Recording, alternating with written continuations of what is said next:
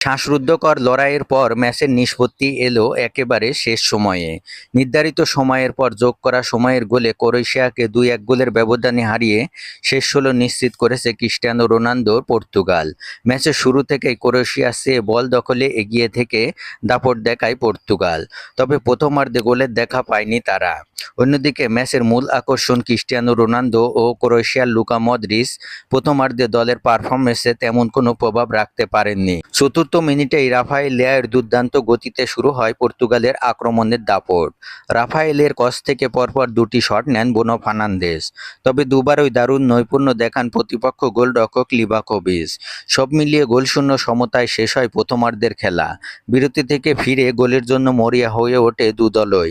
53তম মিনিটে ইভান পেরিসিচের গোলে এগিয়ে যায় ক্রোয়েশিয়া, ফলে কঠিন চ্যালেঞ্জের মুখে পড়ে রোনালদোর পর্তুগাল। কিছুক্ষণ পরই সমতায় ফেরার সুযোগ তৈরি হয় পর্তুগালের সামনে। 60তম মিনিটে রোনালদোর গোলে উল্লাসে ভেসে যাচ্ছিল পর্তুগিজরা, তবে সেই আনন্দে বাদ সেধে অফসাইডের সংকেত দেন লাইসম্যান। বাতিল হয়ে যায় রোনালদোর গোল। হতাশা বাড়ে পর্তুগাল শিবিরে, তবে 8 মিনিট পরই স্পট কিক থেকে দলকে সমতায় ফেরান পর্তুগিজ সুপারস্টার। ম্যাচের 53তম মিনিটে ক্রোয়েশিয়ার নিশ্চিত গোল ঠেকিয়ে দলকে রক্ষা করেন দিয়াগো কস্তা।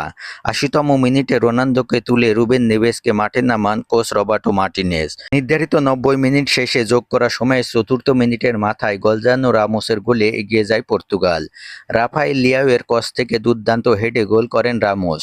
ম্যাচের 113তম মিনিটে একেবারে শেষ বাঁশি বাজার আগ মুহূর্তে ক্রোয়েশিয়া পর্তুগালের জালে বল পাঠালেও অফসাইডে সেটি বাতিল হওয়ায় 2-1 গোলে জয় নিশ্চিত হয় পর্তুগালের।